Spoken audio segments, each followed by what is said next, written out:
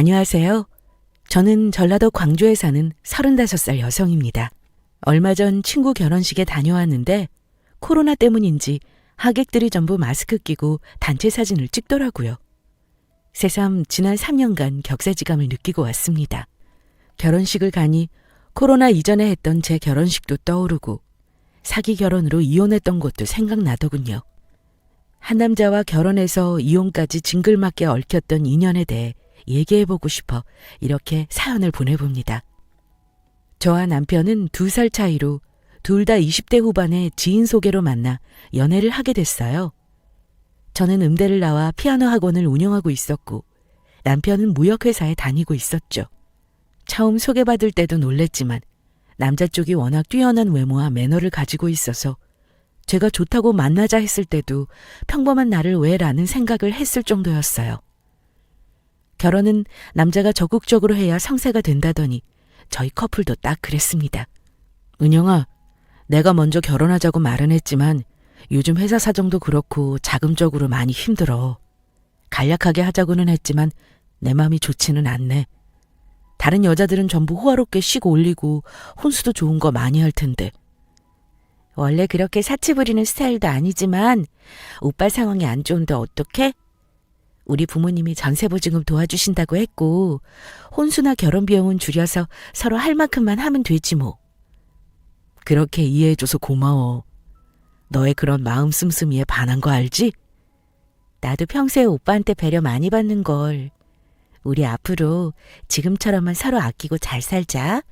사귀는 동안에도 회사 사정이 안 좋다는 얘기를 듣고 있었는데 결혼을 앞두고 남자친구는 월급이 몇 달 밀려서 못 받을 정도로 어렵다는 말을 꺼냈습니다. 편찮은 할아버지와 여동생에게 생활비를 준다고 모아둔 돈이 1,000만 원 정도라고도 했고요. 결혼 허락을 받으며 사정을 얘기하자 친정 부모님은 신혼집을 도와주셨고 제가 모은 돈으로 결혼식을 올리게 되었죠. 현실적으로 30살 직장인 남자가 부모님 도움 없이 자수성가로 얼마나 많은 돈을 모을 수 있을까 하는 생각도 들어서 그때는 크게 괴념치 않았어요. 남자친구는 친정에 결혼 전 인사를 와서도 자신이 앞으로 잘 벌어서 갚겠다고 감사하다고 몇 번을 말하더군요. 돈이 좀 없다 뿐이지 나머지는 두루두루 괜찮은 면이 많은 사람이었기에 친정 부모님도 젊으니까 앞으로 벌면 된다 응원해 주셨습니다. 결혼하고 처음 1년간은 남편의 회사 일 때문에 광주와 여수를 오가는 주말 부부 생활을 했습니다. 은영아, 정서방 좋아한다는 반찬들 해놨는데 여수 한번 다녀오지 그러니? 엄마, 수고스럽게 반찬까지 했어요? 안 그래도 정서방 보려고 했는데 잘 됐다. 오늘 학원 끝나고 저녁에 가지러 갈게요. 제가 여수에 자주 가는 건 아니었지만 주말이나 휴일에는 가끔 갔었고 대부분 남편이 광주에 오는 시기였습니다. 그날은 친정엄마에게 고기 반찬이며 여러 밑반찬을 받아서 여수까지 2시간 남짓한 거리를 운전해서 갔더랬죠. 간만에 가는 여수집이라 남편을 놀라게 해주려 아무 말 없이 갔어요. 학원이 쉬게 된 평일이라 이른 오후에 도착하니 남편은 아직 퇴근하지 않아서 집이 썰렁하더라고요. 보아하니 집에서 밥도 제대로 안 해먹고 회식이니 외식만 주구장창하는 모양새였고요. 오랜만에 집밥을 해줘야겠다는 사명감으로 부엌도 정리하고 요리도 했습니다. 요리를 하고 이것저것 집 청소를 하다 보니 깜빡 잠들었나 봅니다. 어둑해진 시야에 원룸방에 누워있다가 현관문이 열리는 소리에 퍼뜩 정신이 돌아왔죠. 대만씨도 참, 술 그거 몇 잔 했다고 이렇게 취했어? 그럼 나 술 약하잖아. 우리 연지가 나 챙겨줘야지. 볼 때마다 귀여워. 내가 매번 이런 모습에 반한다니까. 그러니까 나랑 같이 살면서 매일 귀여운 거 봐달라니까. 내 마사지 샵이 광양에 있는 걸 어떡해? 그래도 30분 만에 오잖아. 우리 자기랑 애틋한 기분도 나고 얼마나 좋아? 그래도 너 외롭단 말이야. 현관 문 앞 센서등 아래에서 두 남녀가 서로 마주보고 꿈같은 소리를 해대더군요. 둘이 귀엽고 어쩌고 애틋하고 어쩌고 하는데 제가 잠이 덜 깬 줄 알았어요. 남편과 처음 보는 여자는 뭐가 그리 좋은지 해벌쭉해서는 제 인기척도 들리지 않는 눈치였습니다. 지금 뭐하는 짓이야? 엄마야! 둘이 지금 뭐 하는 거냐고. 대만 씨, 이 여자 뭐야? 누군데 자기 집에 무단 침입이야? 연재야, 잠깐 나가 있어 볼래? 내가 이 사람이랑 얘기 좀 할게. 이 사람? 기가 막혀서. 정대만, 미쳤어? 어머머머, 이 여자 자기 이름도 알아. 뭐야? 그쪽, 나가지 말고 딱 거기 있어요? 이 여자가 아니고 난 정대만 와이프니까 당신이 왜 내 남편을 자기야라고 부르는지 들어야겠어. 무슨 해명할지 기대되네? 정대만 씨? 와이프요? 무슨 말이세요? 우리 대만 씨 미혼인데요? 자기야, 이 여자 이상해. 뭐라 말 좀 해봐. 당장 내보내든지. 연재야, 잠깐만 나가 있어. 아니, 나가길 어딜 나가? 지금 이 자리에서 삼자대면 해. 아까 둘이 얘기하는 거 보니까 같이 살자 뭐라 하던데. 내가 이 사람 혼인신고한 지 1년 넘었어요. 그쪽은 남편이 미혼인 줄 알았나 보네? 미친, 말도 안 되는 소리 하지 마요. 내가 2달 동안 지켜봤는데 결혼했다는 말도 못 들었고 그런 기미도 못 뭐야? 내가 지금 유부남한테 속은 거라고요? 당신은 왜 말도 없이 여길 와? 당신 안 하던 짓 하고 미쳤어? 지금 이 상황에서 내가 남편 집에 온 게 미쳤다고 들을 일이야? 당신은 빠져있어. 내가 일단 이 여자랑 얘기해봐야겠으니까. 은영아. 주변에 여자친구들도 없고 여자 관계가 깔끔한 줄 알았던 남편은 여수에서 다른 여자에게 미혼인 척 거짓말을 하고 연애를 만끽하고 있었어요. 유부남인지도 모르고 애인으로 지내던 여자는 저와 대화를 하면서도 믿지 못하는 얼굴이었습니다. 그럴 수밖에요. 저도 남편 놈에게 감쪽같이 속은 상태였는걸요. 여자의 말을 들어보니 둘이 만난 지는 반년이 조금 넘었고 고객과 손님으로 만나 짧은 기간 안에 가까워졌다고 했습니다. 광양과 여수라는 가까운 거리를 오가며 거의 매일 보는 상황이라고 했죠. 여자는 자기가 유부남에게 속임을 당했다는 게 믿기지 않는지 저와 남편의 혼인관계 서류를 떼서 봐야겠다고 우겼습니다. 졸지에 상간녀가 된 자신의 상황을 믿을 수 없다고요. 저는 다음날 서류를 보여주겠다고 하고 여자를 우선 돌려보냈습니다. 정대만 씨, 이 상황에 대해서 설명해. 변명 말고 거짓 말고 사실만 말해. 사업하는 여자야.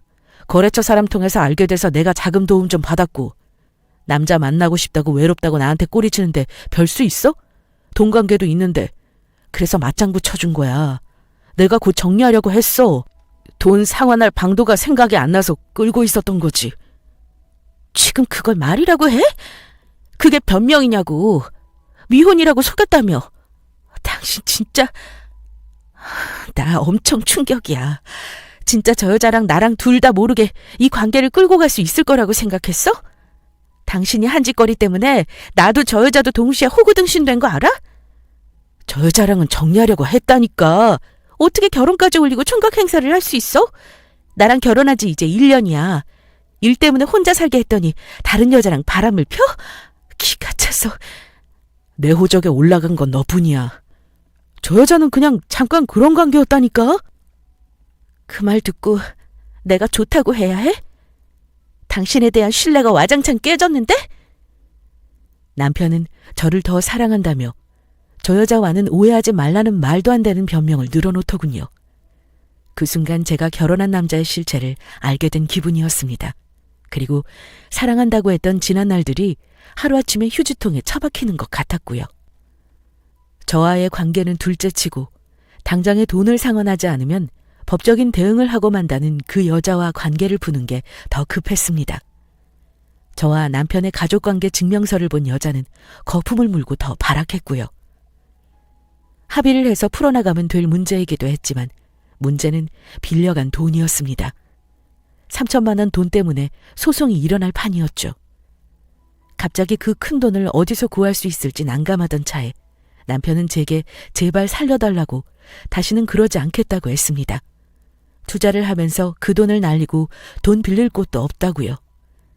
때려 죽이고 싶다는 말이 이럴 때 나오는 건가 싶었습니다. 상대 여자에게 시일을 정해 갚는다고 하고 어쩔 수 없이 피아노 학원을 담보로 대출을 해서 급하게 갚았습니다. 법적으로 배우자였기에 어쩔 수 없이 일련의 일들을 정리하고 사태를 수습했지만 남편에게 너무나 실망했기에 이혼을 하겠다고 말했어요. 그런 짓을 벌일 때는 들켰을 때 어떤 결과와 책임이 따를지 알고 저지른 거 아니야? 내가 그럼 알았다고 넘어갈 줄 알았어? 제발, 은영아, 한 번만 용서해줘. 누구나 한 번 실수는 있을 수 있잖아. 초범도 한 번은 봐준다고. 다시는 안 그럴게, 응? 제발 부탁이야. 어떻게 그렇게 뻔뻔하니? 우리 결혼해서 같이 산 지 얼마 안 됐어. 지금이라도 이혼해서 당신 마음대로 총각처럼 살아. 나 당신 사랑해. 이번에 그런 일이 있었던 것도 자금 융통해서 당신 호강시켜주고 처갓댁의 은혜도 갚고 싶어서 그런 거야. 그러니까 한 번만 다시 기회를 주라. 차라리 아무것도 하지 말지 그랬어. 날 끝까지 비참하게 만들지 말고 그냥 내가 싫어져서 다른 여자랑 바람 피웠다고 솔직하게 말해. 미안해. 하지만 진짜 내 사랑은 당신밖에 없어. 이제 그 말 안 믿겨. 우리 진짜 이혼 생각해보자. 처음에는 남편의 외도에 충격과 배신, 분노가 들끓다가 시간이 지나자 제 스스로에 대한 자괴감만 남았습니다. 그러던 와중에 시아버지 생신이라 식구들이 시댁에 모이게 됐습니다. 남편과 이혼을 생각하고 있는데 사실 시댁에 가고 싶지도 않았어요. 어차피 시아버지나 시누이와도 대면대면했기에 안 간다고 해서 누가 하나 서운하겠나 싶기도 했고요. 하지만 남편이 절대적으로 가야 한다고 끌고 가는 바람에 어쩔 수 없이 참석했습니다. 언니, 우리 아빠 생신인데 무슨 죽을 상을 하고 앉아있어요? 무슨 문제 있어요? 그러고 보니 그렇구나. 요즘 새아기 무슨 일이 있니? 얼굴이 많이 안 좋네. 뭔 일이 있어? 저 대만 씨랑 이혼하려고요. 아가, 그게 무슨 말이냐? 이혼이라니. 대만 씨가 얼마 전에 바람을 폈어요. 어떤 여자한테 총각 행세하면서 만나고 있었더라고요. 언니, 무슨 말을 그렇게 해요? 바람이라니. 오빠가 미치지 않고서야 언니랑 결혼한 지 얼마 됐다고 다른 여자랑 바람을 피워요? 그러게요. 보통 사람들은 미쳐야 할 수 있는 짓을 이 사람은 제정신에 했더군요. 그래서 이혼하자고 말했어요. 제가 못 참겠어서요. 대만이 너 새애기 말이 사실이냐? 아버지, 오해가 있었어요. 그냥 돈 관계로 얽혀서 제가 잠깐 만나던 여자가 있었어요. 그치? 오빠가 무슨 바람이야. 언니가 너무 예민하게 구는 거 아니에요? 그리고 이렇게 좋은 날 굳이 밥 먹는 자리에서 이런 얘기하는 거 실례 아닌가? 세아가, 너가 이해하렴. 남자가 사회생활 하다 보면 별일이 다 일어난단다. 아무리 가족이라지만 바람을 폈다는데 그것도 사회생활이라고요? 먼저 일어나겠습니다. 역시 팔은 안으로 굽는다고. 시댁 식구들은 제가 남편의 외도 사실을 얘기하는데도 그럴 리 없다. 사회생활이라고 일축해버리고 믿지도 않았어요. 끝까지 남편 편을 들면서 너무 예민하게 구는 거 아니냐는 소리까지 했습니다. 편찮으신 시아버지의 병원비나 신우 용돈을 주는 남편이 뭔들 나빠 보일까요? 너무 비참하고 배신감에 몸부림치는 나날들이 반복됐습니다. 그리고 얼마 후 우연찮게 몸에 나타난 이상 증상에 병원을 갔고 임신했다는 걸 알게 됐고요. 하필 원할 때는 생기지도 않던 아이가 덜컥 생겨버리다니 삶이 저를 조롱하는 것만 같았죠. 임신 8주차. 지우려면 지울 수 있었지만 이 아이가 무슨 잘못일까 싶었습니다. 남편과 제대로 된 대화나 말도 하지 않고 몇 주를 보내다가 결국 임신 사실을 털어놓았습니다. 우리 아이가 생겼다고? 진짜야? 얼마나 됐대? 남자아이일까? 난 딸 낳고 싶었는데. 이제 10주 됐대. 성별은 몰라. 아마 다음에 진료 가면 알 수 있을 거야. 그럼 다음번에는 병원 같이 가자. 우리 아기 보고 싶어. 알았어. 가기 전에 미리 연락할게. 남편은 비록 외도를 했지만 아이에게는 최선을 다하려고 했어요. 산부인과에 늘 함께 갔고 임신을 하고 나서 저를 더 살뜰히 살피려고 하더군요. 특히 회사 일을 될 수 있으면 광주에서 하려고 노력했고요. 마음의 상처가 깊어서 이혼을 하려 했지만 남편의 지극정성에 무사히 딸아이를 낳고 서로 노력하며 살았습니다. 그렇게 2년을 살면서 지난 과오가 덮어지는 듯 했죠. 아이가 2살을 맞이한 어느 날, 퇴근한 남편 얼굴이 눈에 띄게 어두워 보였습니다. 오늘 당신 얼굴이 너무 안 좋은데 밖에서 무슨 일 있었어요? 나 요새 우리 이렇게 사는 게 의미가 있나 싶어. 당신에 대한 내 마음도 모르겠고. 의미라니? 무슨 말이에요? 갑자기 무슨 소리 하는지 도통 모르겠어요. 확실하게 말해봐요. 우리 당분간 별거하는 거 어때? 뭐라고요? 나 요즘 당신에 대한 마음도 식은 것 같고 결혼 생활도 무의미하게 느껴져. 별거라니. 지아 태어나고 우리 잘 지냈잖아요. 왜 내가 티 안 내고 참아온 거지. 재작년부터 줄곧 이랬어. 그래서 별거하고 나면요? 헤어지자는 말이에요? 서로 각자 생각해보고 이혼도 고려해야지. 지금 마음 같아선 당장 이혼하고 싶은 심정이야. 이혼? 그러니까 나한테 마음이 식고 질렸다는 거예요? 요새 회사 망한다는 얘기도 돌고 암튼 내가 여러모로 머릿속에 복잡해. 그리고 다음 달에 해외 출장이 1달 정도 잡혀 있어서 다녀올 거야. 그때까지 당신도 진지하게 생각해봐. 지아는요? 우리 딸 입장도 생각해봐야 하는 거 아니에요? 내 아이이기도 하지만 당신 아이이기도 해요. 아직 애가 아무것도 모르는 때 이혼하는 게 낫다는 생각은 안 해봤어? 아이가 말도 하고 뭔가 아는 나이가 되면 골치 아파지는 거고 현실적으로 지금이 적기일 수 있지. 당신은 어떻게 아빠라는 사람이 그렇게 이기적일 수 있어요? 마음이 식었다면 내가 순순히 헤어지자 할 거라고 생각했어요? 왜? 몇 년 전만 해도 이혼하자고 말 꺼내고 매몰차게 군 건 당신이었어. 그때는 우리 딸이 태어나기 전이고 당신이 외도했을 때고요. 지금은 상황이 다르잖아요. 남편은 자기가 할 말은 다 했다는 듯이 냉정하게 돌아섰습니다. 그 뒤로 별거나 이혼 얘기를 다시 꺼내지는 않았지만 저와 남편 사이는 예전과 달리 냉기가 감돌았죠. 그리고 그대로 남편은 해외 출장을 가버렸습니다. 우리가 하루에도 몇 번씩 감정에 널뛰는 10대 청소년도 아니고 저에 대한 마음이 없어졌다고 이혼을 하자니 도대체 남편 머릿속에 뭐가 들어있나 싶었습니다. 남편이 갑자기 터뜨린 폭탄 때문에 마음이 너무 괴롭고 밤에 잠이 안 올 정도였어요. 하지만 그렇다고 육아나 피아노 학원 일을 소홀히 할 수는 없었죠. 육아는 평일에 친정엄마가 오셔서 도와주셨고 피아노 학원 일은 부원장으로 있는 아는 후배가 도맡아 하고 있었어요. 도움을 많이 받고는 있었지만 결국 제 손으로 해야 하는 일도 있었기에 손 놓고 있을 수는 없었고요. 육체, 정신 모두 상태가 좋지 않았지만 몇 달 전부터 아는 지인분의 부탁으로 결혼식 피아노 반주를 해주기로 한 참이었습니다. 주말 점심타임에 결혼이라 잠깐 해주고 오면 되는 거였기에 요청한 곡을 준비해 갔어요. 식전에 조금 일찍 가서 리허설도 하고 대기하고 있었습니다. 지인의 아는 집안이 결혼하는 자리였는데 사업을 크게 한다고 하더니 예식을 올리는 호텔 웨딩홀도 규모가 어마무시하더군요. 잠깐 결혼식 반주를 해주기로 하고 받은 성금도 금액이 꽤 컸고요. 예식이 30분가량 남아서 어디를 가기는 애매하고 현악기 연주하는 분들도 계시기에 몇 번 합을 맞춰 보다가 잠깐 홀 밖으로 나갔습니다. 그 사이 신부로 보이는 여성분도 보였어요. 아직 20대로 보이는 앳된 얼굴에 수줍음과 기대가 가득 보이더군요. 3년 전 제 결혼식이 떠올랐습니다. 얼마 전 이혼을 하자고 냉정하게 말하던 남편이 생각나면서 나는 이혼을 할지도 모르는데 이렇게 생판 모르는 남의 결혼을 축하해주는 반주를 하러 왔다고 생각하니 어이없는 웃음이 나올 것만 같았습니다. 식이 시작되고 신부가 좋아한다던 가곡의 악보에 맞춰 연주를 하고 있었습니다. 현악기 연주자들과 눈을 맞추며 서로 음악에 집중하며 열정적으로 반주를 했더랬죠.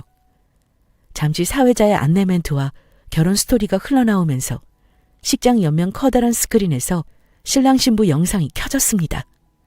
그 순간 저는 이곳이 어디고 제가 무얼 하던 중이라는 걸 까맣게 잊고 말았습니다.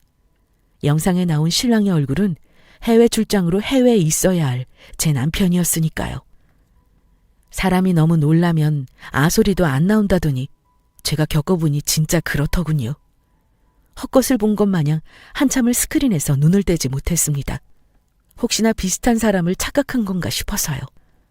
하지만 신부와 같이 입장하면서 웨딩로드를 걸어오는 남자는 부인할 수 없이 제 남편이었습니다. 누가 봐도 비싸 보이는 턱시도 예복에 제가 여태껏 봤던 모습 중에 가장 멋지게 꾸미고 신부의 손을 잡고 있더군요. 꿀이 뚝뚝 떨어지는 역겨운 눈을 하고요. 주례 앞에 서서 경건한 척 깨끗한 척하고 있는 남편을 보는데 순간 눈이 돌았습니다. 저도 모르게 신랑 신부 앞으로 뛰어가 신부 손에 쥐어준 부케를 뺏어서 바닥에 내팽개쳤죠. 신소연 양, 정대만 군. 두 사람은 서로 부부가 되기로 약속을 하면 이게 뭐야? 누구야? 무슨 짓이야, 당신. 누가 보면 귀신 본 줄 알겠어. 나야, 당신 와이프. 이 여자 뭐야? 대만씨, 결혼식에서 갑자기 어디서 튀어나와서 이런 깽판을 치는 거야? 내가 전에 말했잖아. 나 쫓아다니는 스토커 같은 여자 있다고. 헤어져 달라고 말했는데도 거머리같이 붙어서 안 떨어진다고 말한. 아, 그 미친 여자? 어떻게 여기까지? 진짜 가지가지한다, 정대만. 결국에는 나하고 끝을 보는구나. 이젠 하다가 사람을 스토커로 몰아? 여기 뭐예요? 당장 끌어내주세요. 호텔 직원 및 보안 요원들이 어느새 제 팔을 잡고 끌어내려 했습니다. 저는 악다구니를 쓰며 몸부림을 쳤어요. 누구 좋으라고 순순히 물러난다는 말인가요? 잠깐만요. 나갈 때는 나가더라도 할 말은 하고 가야겠어요. 무슨 말인지 드러나 봅시다. 자네를 쫓아다니며 괴롭힌다는 여잔가? 네, 맞습니다, 장인어른. 신부의 아버지로 보이는 중후한 노신사가 다가와 직원들과 저 사이를 중재했습니다. 장인어른? 세상에 당신 장인어른은 둘이나 되나 보네? 여기서 뭐해? 결혼하니? 나랑 결혼해놓고? 우리나라에서 중혼자가 얼마나 큰지 모르나 봐? 하긴 무식해서 뭘 알아야 법을 지키지. 일방적으로 따라다닌다고 들었었는데 이게 무슨 소리인가? 제가 정대만 씨 현 와이프라고요. 혼인신고해서 같이 산 지 3년 되고 2살 난 딸도 있어요. 아버님, 정신이 이상한 여자입니다. 신경 쓰지 말고 말 섞지 마세요. 좀 믿어주세요. 식장 정리 좀 다시 하고 예식으로 돌아갑시다. 이 여자분은 밖으로 내보내주시고. 당신들 속고 있는 거예요. 저 남자 사기 결혼하고 있는 거라고요. 왜 눈앞의 진실을 못 보세요? 저도 딸이 있어서 제 자식이 이런 일을 겪는다면 못 참을 것 같아서 말씀드리는 거라고요. 제가 소리를 지르며 절규를 해도 누구 하나 들어주는 사람이 없었습니다. 신부가 울먹이며 결혼식을 빨리 마무리하고 싶다고 하자 순식간에 정리가 되고 다시 식이 시작됐습니다. 제가 호텔 입구까지 쫓겨나고 다시 들어가려고 하니까 직원들과 요원들은 경찰을 부르겠다고 겁을 주며 절대 입장 불가하다고 했고요. 제가 억울해하고 난동을 부리자 호텔 측에서 경찰을 불렀고 저는 반나절을 조사를 받아야만 했습니다. 아무리 생각해도 이게 무슨 악몽인지 현실감이 들지 않았어요. 경찰서에서도 남편이 중혼을 한 것 같다고 고소하겠다고 했더니 저한테 배우자는 사기죄 처벌이 안 되는 친족이라서 형사고소가 안 된다고 했습니다. 정 억울하면 법에 대해 잘 아는 변호사를 찾아가 보라고요. 그래서 바로 다음 날 이혼소송 변호사를 찾아갔습니다.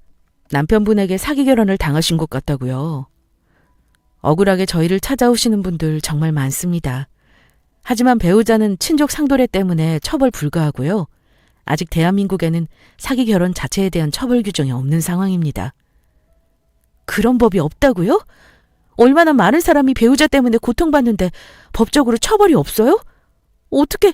우선 충분한 혼인 취소 사유고 상간녀 소송도 가능합니다.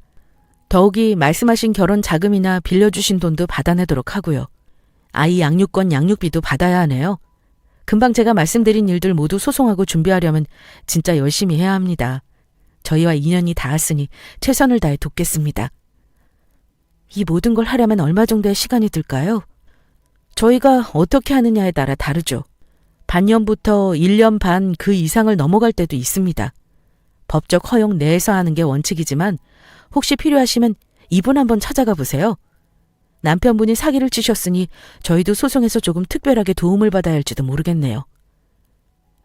변호사님은 간결하게 이름 석자와 전화번호만 새겨진 명함을 주셨습니다. 의아하기는 했지만 남편에 대한 소송에 도움이 된다면 그 어떤 것도 못할 게 없었죠. 어서 오세요, 오 대표입니다.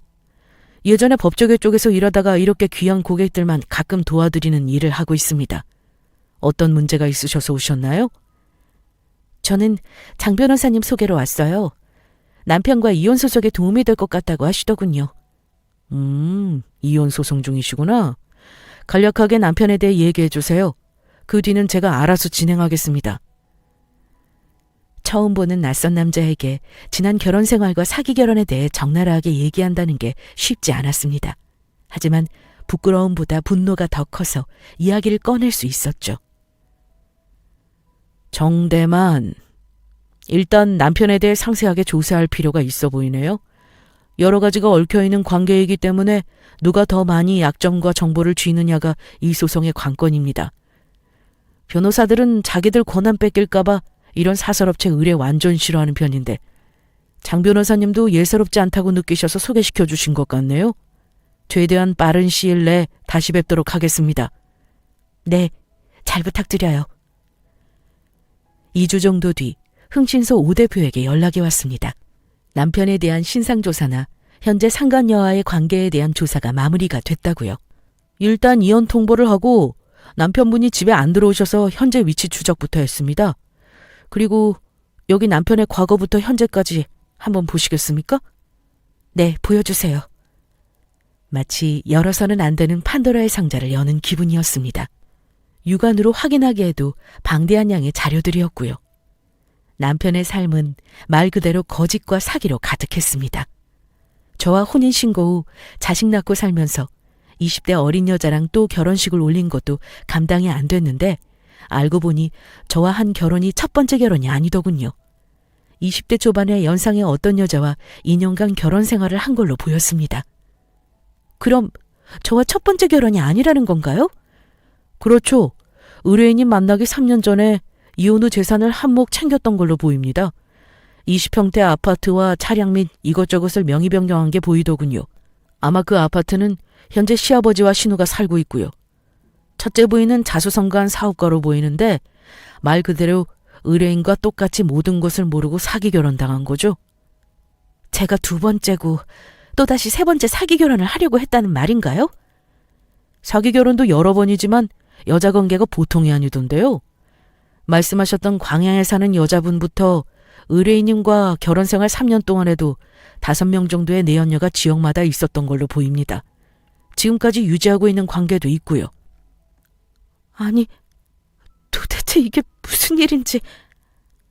저는 남편이 이번 결혼식 사건으로 정상은 아니라고 생각했지만 이 정도일 줄은 몰랐어요. 신상도 살펴보셔야겠습니다. 무역회사는커녕 현재 무직입니다. 말 그대로 여자들 등쳐먹고 사는 전형적인 사기꾼 유형이죠. 그럴 리가요. 제가 회사 사람들도 만나고 결혼식에 하객으로 왔는데요. 세팅이 되어 있었겠죠. 의뢰인님이 느끼지 못했을 수 있지만 지난 3년간 결혼 비용이나 대출 자금 등을 다 합치면 1억이 넘는 금액이고 평소 생활비 명목이나 부수적인 비용을 금전적으로 따지시면 생각보다 많으실 겁니다. 지금 이 인간이 상간녀랑 신잡살림 차렸다고 하셨죠? 둘은 어떻게 만난 건가요? 비슷한 부류끼리 정보가 있을 겁니다. 소개로 만난 것 같은데 생각보다 예비처가 떼기 큰 사업을 하고 알부자였던 겁니다. 여자에 대해 빠삭한 놈들이니 그 뒤는 말 안 해도 아시겠죠? 제가 그렇게 사랑해서 아이까지 낳고 살았던 남자의 실체에 소름이 끼치고 놀랍다 못해 허무했습니다. 이 사람에게 나와 보낸 시간과 자식의 존재는 아무것도 아니었다고 생각하니 오히려 충격을 넘어 마음의 정리가 되더군요. 이런 쓰레기에 대해 이제라도 알았으니 어떻게든 싸워서 콩밥을 먹게 해야겠다고요. 변호사와 흥신소를 통해 모은 증거자료로 법정 소송을 꾸준히 준비했습니다. 중요한 건 세 번째 결혼식을 올린 상간녀와의 접촉이었죠. 흥신소 오 대표 말로는 상간녀 아버지에게 사업자금으로 3억가량을 빌려서 채무를 지고 있다고 했어요. 여태 사기를 치던 대로 남편 놈은 그 돈과 함께 빼먹을 수 있는 만큼 사기를 치고 튀려고 작업 중일 거니까 상간녀와 합세해서 사기죄로 증여격을 살게 하는 방법을 강구하자고 했습니다. 상간녀 위자료 청구 소송을 준비하다 보니 얼마 후 상간녀 쪽에서 연락을 먼저 취해왔습니다. 변호사를 선임해서 연락을 하길래 본인이 직접 나와 연락하지 않으면 합의 안 할 거라고 했죠. 내가 왜 스토커인 당신을 우리 남편 몰래 만나야 하는지 모르겠어. 날 불러내고 이게 무슨 짓이에요? 긴 말하지 않을게요. 당신도 속아서 사기 결혼 당한 거니까 뭐라고 할 생각 없어요. 내가 여태 정대만에 대해 모아온 자료예요. 나와 그놈의 가족관계 증명서부터 결혼 2번 한 정황, 현재 정대만이 빚만 2억이 넘는 상황 등 그 사기꾼의 진실을 보라고 불러냈어요.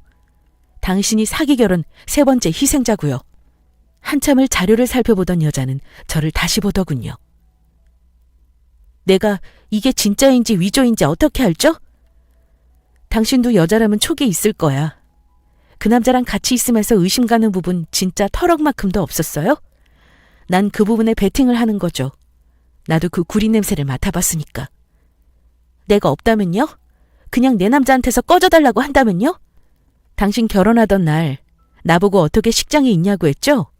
내가 그 결혼식 피아노 반주 부탁받아서 갔었거든요. 최남분 교수님이 친조카 같은 아이라며 가곡 마중을 결혼 반주로 꼭 선물하고 싶다고 몇 달 전부터 말씀하셨어요. 가장 좋아하는 곡이라면서요? 난 최 교수님 지도 제자고요. 제 알리바이는 확실해졌죠? 스토커도 아니고 정신병자 아니에요. 내 자료가 그렇게 못 믿어오면 그쪽도 알아보면 되잖아요? 그 정도 능력은 차고 넘치는 집안일 텐데요. 정대만이 빌려간 3억 그냥 날릴 셈이에요? 거짓보다 진실의 힘은 위대한 법이죠. 상간녀는 그 후 개인적으로 남편에 대해 알아본 모양이었습니다. 사실을 확인하자 충격과 분노에 시달렸는지 저에게 앞으로 어떻게 하면 되겠냐고 묻더군요. 그래서 제가 아는 대로 사기 결혼의 법적 처벌은 불가하고 당신 아버지와의 채무관계를 이용해 형사적으로 법정 구속을 시켜야 한다고 했습니다. 분명 남편은 빌려간 돈을 변제할 능력이 없을 게 뻔했거든요. 상간녀와 손을 잡고 사기꾼 남편을 콩밥 먹이기 위한 비밀스런 움직임이 시작됐습니다. 그리고 얼마 후 특정 경제범죄 가중처벌 등을 위반한 사기 혐의로 남편은 기소됐습니다. 법정에 출석하기 전 남편 놈은 개거품을 물고 저를 찾아왔더랬죠. 너 이게 무슨 짓이야? 누구 인생 망하는 거 보고 싶어? 너가 콩밥 먹는 거 보고 싶어서 그랬어. 내 인생 망친 거 너잖아. 너도 똑같이 당해봐야지. 그리고 너 같은 사기꾼이 돌아다니면 얼마나 많은 여자들이 또 피해를 입겠어? 인류애적으로 당연히 해야 할 일을 한 거지. 정의의 사도 납셨네. 내가 콩밥 먹으면 너한테는 피해 없을 것 같아? 협박하지 마. 이제 오갈 데도 없는 주제. 그 여자 아버지 사업만 오래 하신 분 아니야. 인맥도 엄청나던데 나 혼자 소송하면 네가 눈 하나 깜짝 안 할 것 같아서 나도 든든한 아군들 모아봤어. 그러니까 재판에서 기대해. 너 미쳤어? 어떻게 그런 짓들을 벌이는 거야? 남편이 우스워? 아무리 이혼 소송 중이라지만 난 네 남편이고 지 아빠야. 알아. 그러니까 이 정도로 끝내는 줄 알아. 다시는 나랑 지 앞에 나타나지 말고. 자기 아빠가 범죄자라는 걸 알면 지아가 어떨 것 같아? 두고 봐. 나 이렇게 순순히 안 끝나. 반드시 너도 대가 치르게 해줄 테니까. 내 대가 걱정 말고 네 대가나 걱정해. 그게 남편과의 마지막 만남이었습니다. 저와의 이혼 소송이 끝나기도 전에 상간녀의 아버지와의 형사재판에서 징역 3년을 선고받게 되었거든요. 재판부는 상간녀에게 저와의 결혼 얘기를 하지 않고 접근해 결혼식을 올리고 회사 운영한다며 장인에게 3억을 빌려 갚지 않은 점, 동종 전과 이력, 범행을 반성하지 않는 점을 고려해 형을 정했다고 했습니다. 그리고 이혼 소송에서는 저를 기망한 행위로 결혼이 파탄이 났다며 혼인 취소 사유가 된다는 판결이 났습니다. 위자료 청구 소송의 승소에 2천만 원을 받았고 혼인 자체가 불법 행위로 인한 것으로 인정됐기에 전세보증금, 결혼비용 7천만 원을 더 받게 되었고요. 물론 빌려간 대출금 3천만 원도 반환됐고 아이의 양육권도 제가 가지게 되었습니다. 1년 6개월가량의 기나긴 법정 공방이었습니다. 그 시간 동안 같이 고통받던 친정 부모님, 어떻게든 합의받겠다고 난리치는 시댁 식구들 때문에 육아와 일을 하면서 동시에 소송까지 한다고 여간 힘들었던 게 아니었어요.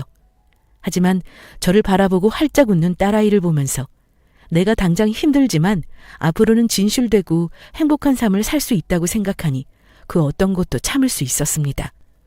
처음 소송을 준비하면서 저의 선택으로 제 결혼 생활이나 딸아이에게 피해를 준 것만 같아서 얼마나 미안하던지요. 아직 4살 된 아이가 말을 하고 자라면서 남들과 다른 한부모 가정이라는 것에 혹여 부끄러워하거나 힘들어하면 어떡하지라는 걱정도 가득했고요. 반면 제가 남편의 그 모든 죄나 거짓을 덮고 산다면 그런 부모 밑에서 성장한 아이가 저를 웃으며 바라볼 수 있을까요? 답은 이미 나와 있었고 미래를 보면서 독하게 마음먹고 소송을 했던 거였죠. 그리고 남편 때문에 여자로서 상처받은 제 마음을 어루만지려고 많이 노력했습니다. 3년이 지나 남편이 복역을 끝내고 나왔다는 얘기를 들었습니다. 가끔 시아버지가 손녀딸을 보고 싶다고 사진이라도 보내달라 연락을 할 때가 있었거든요. 다른 것도 아니고 차마 핏줄의 정을 끊지는 못해서 아주 가끔 아이 사진을 보내곤 해요. 전 남편도 출소 후 시장에서 배달 일을 하며 나름 성실히 산다고 전해주시더군요. 다시 보거나 관계를 이어나갈 생각이 전혀 없지만 딸아이의 아빠니까 부끄럽게 살지 않았으면 하는 바람입니다. 최근 저는 똑부러지게 말하는 꼬마 숙녀와 데이트도 하고 수다도 많이 나누고 삽니다. 내년에 초등학교 입학을 앞두고 얼마나 하고 싶은 게 많은지 제잘되는 딸을 보는 게 저와 친정 부모님의 낙입니다. 결혼 생활 동안 배우자끼리 얼마나 많은 상처를 주고받으며 사는지 모릅니다. 제 주변에도 부부끼리 싸워서 갈등과 섭섭함에 힘들어하는 걸 자주 봐요. 하지만 제 눈에는 그것도 사랑 같고 부럽네요. 여러분, 가족끼리 화목한 게 세상 제일의 복입니다. 제 얘기 들어주신 모든 분들의 가정에는 웃음과 행복이 가득하길 바랍니다. 귀한 시간 내주셔서 감사하고요.